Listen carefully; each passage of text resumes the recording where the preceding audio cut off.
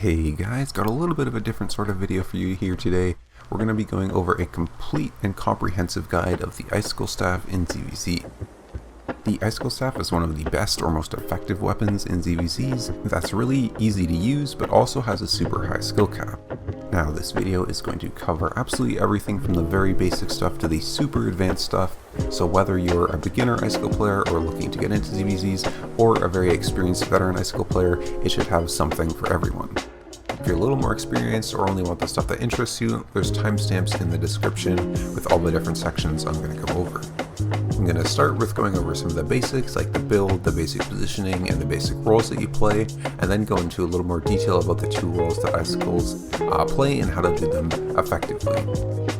And then we're going to end off with some more advanced tips and tricks.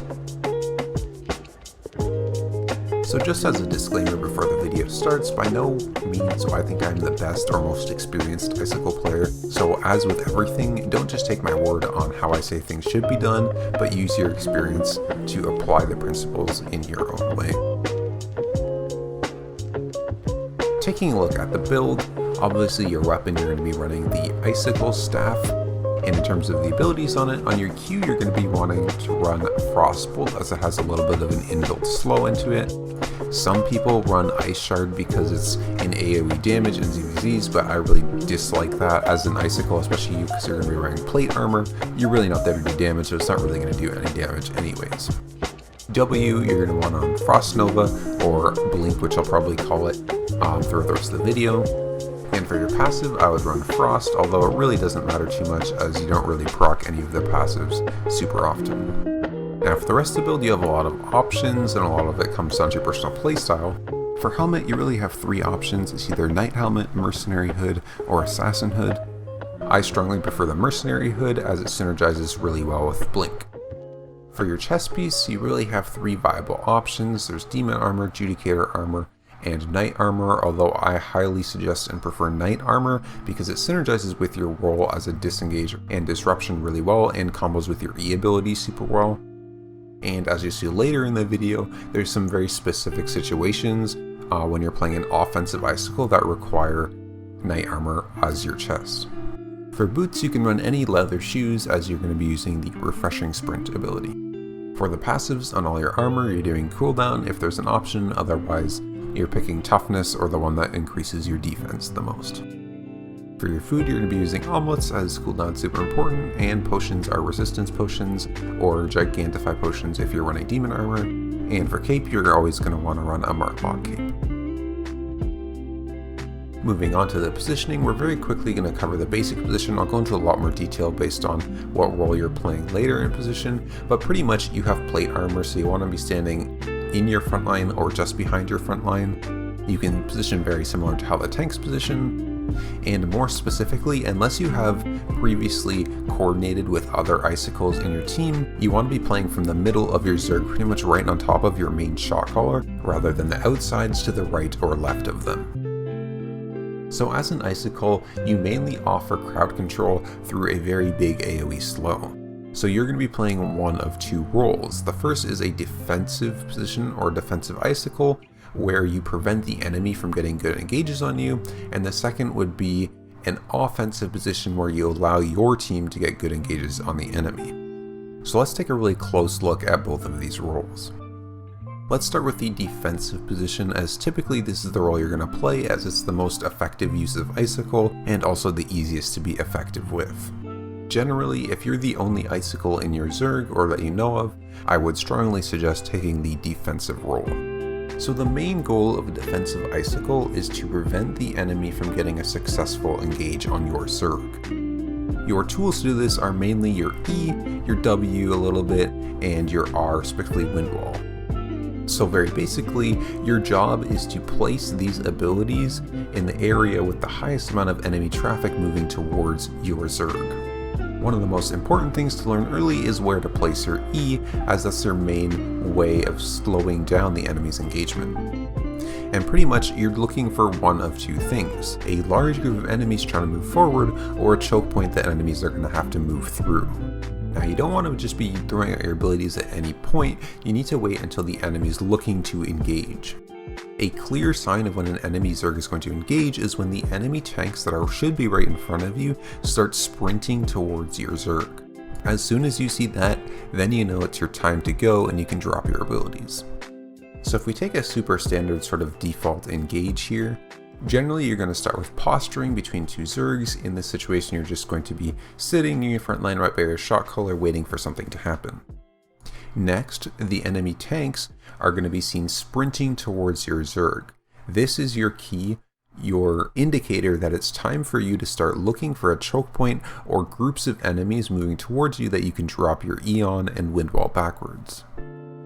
In some situations, however, your Zerg is going to engage on the enemy Zerg first, and then they're going to try to counter-engage onto your Zerg.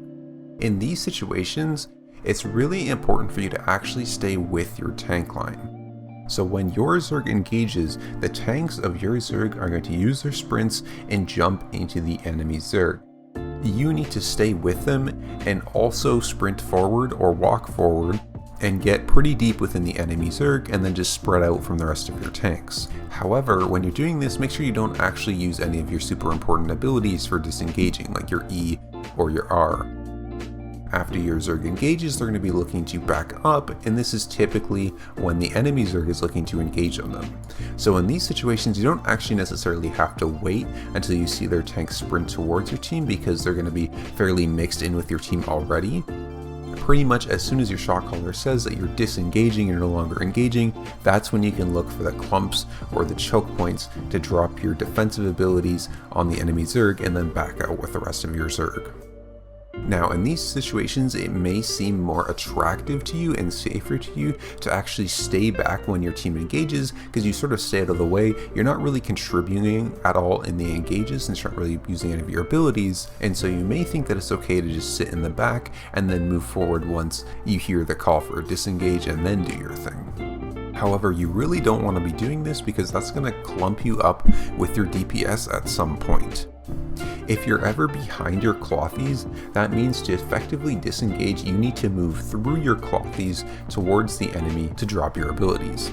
This means that you sort of have to clump up with them in a very short amount of time when you're crossing them to get towards your front line again. If the enemy Zerg engages while you're crossing them like that, you're not only going to be entirely ineffective at stopping that engage, but you're also just going to help your clothies die faster by giving more damage escalation to all those people that are clumped up with you.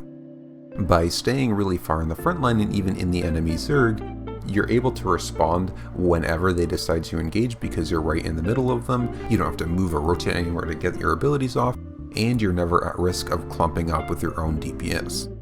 This actually brings us nicely into the more advanced portion of how to play defensive icicles. So what we just covered is the very basics. You should be able to master this pretty quickly. It's mostly just basic positioning. So once you've mastered that, you really want to focus your time and attention on two really important things that are really going to improve your play. These are your positioning and your timing. So starting with positioning, icicles rely on information to be effective. Well, everyone does, but especially icicles, because they're mostly utility based. So the more information you have, the better you can judge where to place your E's and where to place your R's. Now this may sound weird, but the place with the most information, or most information that's relevant to you, is right in front of or in the middle of the enemy's backline. This allows you to see everything you need to see. You need to see the enemy tanks, and you're going to be right near them to see when they engage, and you also need to see the enemy DPS, and the more that you can see of them, the better. Being closer to them allows you to see where the highest concentration of DPS is coming from, which allows you to preemptively put down your Icicle E where their path is going to be. Now obviously you can't always be in this super aggressive position where the enemy tanks are, but like we were just talking about, it's really good when your Zerg is engaging. You can try to find their tank line and stand somewhere around there, and once you've been in ZvZs enough, you can sort of sense when the enemy's about to engage, and in those situations, if you just start moving forward a little bit earlier, even milliseconds can really help if you're just a little bit forward before they engage. One of the ways you can make sure you're ready and in position is making use of all the downtime. Now this is one of the things that I actually most consistently taught to people when I coached esports, is that when you're experienced enough, there is a ton of downtime in games where you don't have to be putting your full attention into the game. So rather you can focus on what's coming up or what's coming ahead. The better you can visualize what is about to happen, the better you will be prepared for it. Really, this is a more general tip, but on Icicle specifically, use this to think about your positioning. For example, you know that after one Zerg has engaged and the enemy has absorbed that and re-engaged, there's a little period of time when neither Zerg has their cooldowns and pretty much nothing is ever going to happen in those times. So rather than use your energy and your brainpower on dodging random cues, use this time to predict where the next engagement is going to come from and where you should be positioned to most effectively counter it. Think about who's going to engage, how they're going to engage, and how you should position yourself accordingly to get the most value out of your abilities. The second thing that you really need to focus on to up your plays in Icicle is your timing. Let's take a super standard example. Your Zerg is on one side of a choke and the enemy Zerg is on the other side of the choke, and the enemy Zerg is looking to engage through that choke onto your Zerg.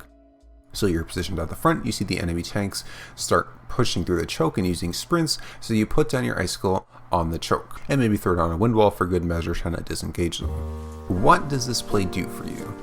Basically, it either slows down their engage or discourages it.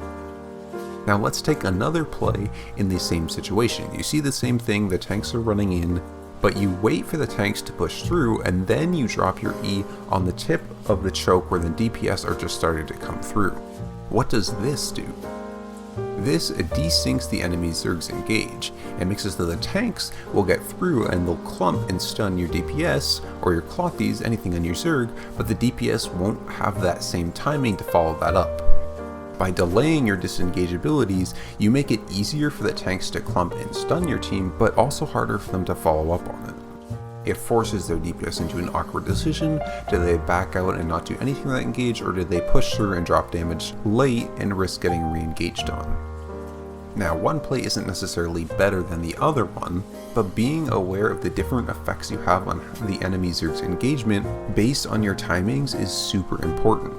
There's a million different subtle changes in situations that happen in a ZvZ, so I can't give you some rule about what timing is better when, but keeping these timings and their effects in your head while you're fighting will allow you to more effectively choose the right one based on the situation.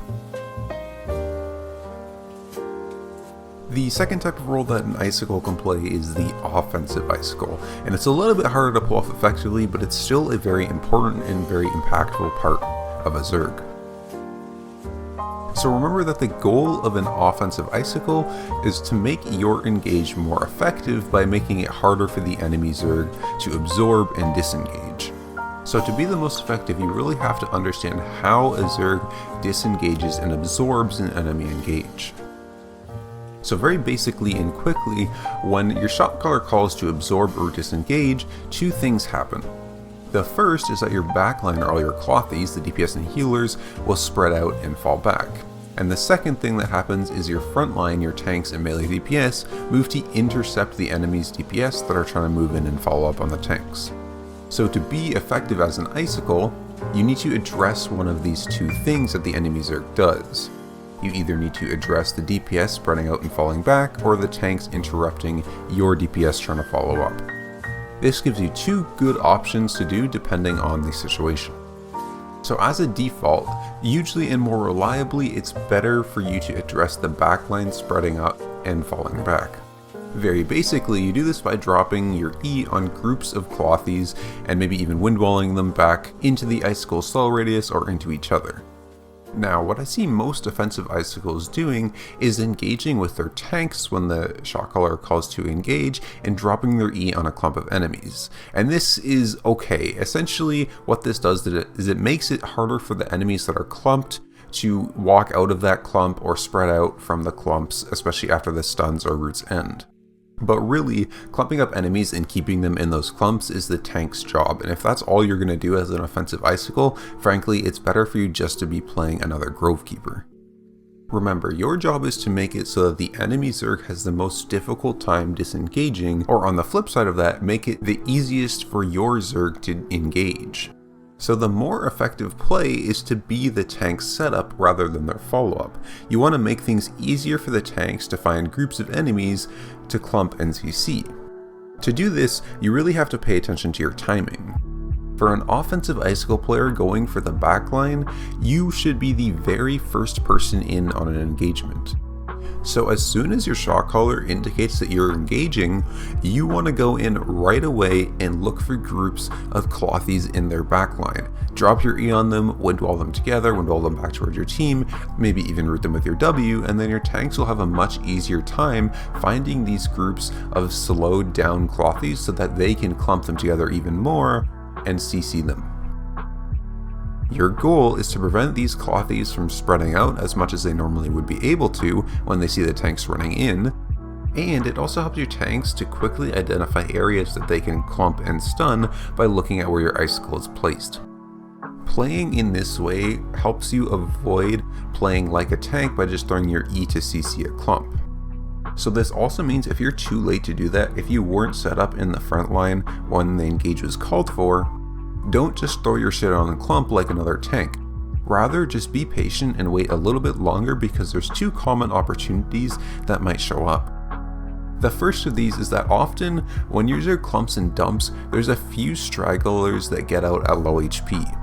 The main Zerg can't stay and finish these kills off because they risk getting re-engaged on, especially their ranged DPS, so it's up to the melee DPS to linger and stay a little bit longer and finish off these kills. As an Icicle, you're also allowed to overstay a little bit. You can drop your E after the clump has already dispersed and help those melee DPS finish up those last couple kills before they get out. The second opportunity that might show up is that you may find some low HP enemy melee DPS coming back from pressuring the Zerg. Often when your Zerg engages, the enemy Zerg's melee DPS will run into your clothies and try to pressure them out. Sometimes by the time your Zerg finishes its clump and dump, these enemy melee DPS are low health and don't have their cooldowns left and have to get out. In these situations again, you can drop your Icicle on these melee DPS who are trying to get back to their Zerg to help your Zerg finish them off before they can retreat. If neither of these opportunities looks like it's going to arise, I would mostly suggest just transitioning yourself into a defensive Icicle for that engage specifically. Now, in some situations, their Zerg may be backed into a corner in a small tight area, for example at a castle chest room, and you don't really need to CC their backline clothies because they're not really going to be able to spread out and back up as much as they normally would be anyways. So in this situation, the enemy Zerg's ability to disengage is going to be defined by how well their tanks can interrupt your DPS trying to get in, and so in these situations, it's better for you to address their tanks. In a normal engage, their tanks are going to be posturing at the front of the choke point, and when they see your tanks engaging, they will jump into the middle of the choke where your DPS are coming through and CC them to stop them from being able to follow up. So in order for you to address this effectively, you have to engage with your tank line, and then instead of going in deep with them, displace some of their tanks off of the choke and then slow them down so that they can't get back onto it. This is the situation I was talking about earlier that requires the use of knight armor. Okay, let's move on to some more general tips and tricks that can really help you up your Icicle game. The first tip that I have is try to get more value out of your W ability. For example, especially when you're an offensive Icicle, sometimes you're running in alone without a Night Helm, and so saving your blink to counter things like wind walls and firewalls can really help you so you don't get stuck on your engagements. Rather than having to skirt around them or hope someone Night Helms you before you reach them, you can simply just hold your W until you see one and then blink over top of it. It's also important to remember that your W has a root on it from the area you cast it from. The best Icicles are always looking for opportunities to disrupt the enemy Zerg or to interrupt specific abilities using this root. Another tip that can make it harder for the enemies to get good engages off is to cuck the enemy tanks. When you're posturing, watch a couple of their tanks like hawks and just try to counter everything that they want to do. For example, if there's a Grove Keeper constantly matched up into you, just watch him, and as soon as he uses his sprint, you know he's going to sprint somewhere and then he's going to E on a group of your allies. So if you're watching and ready for this, you can very just quickly blink onto that clump and pop your Merc Hood, and suddenly his entire engage was just useless. That's it for this video, guys. Thank you so much for watching. I know this video is a little bit different and a little bit niche. Not everyone's going to enjoy this a lot or get too much out of it, but thanks for watching. If you want to see more videos like this, as always, let me know down below, and I hope I can keep producing content on the regular.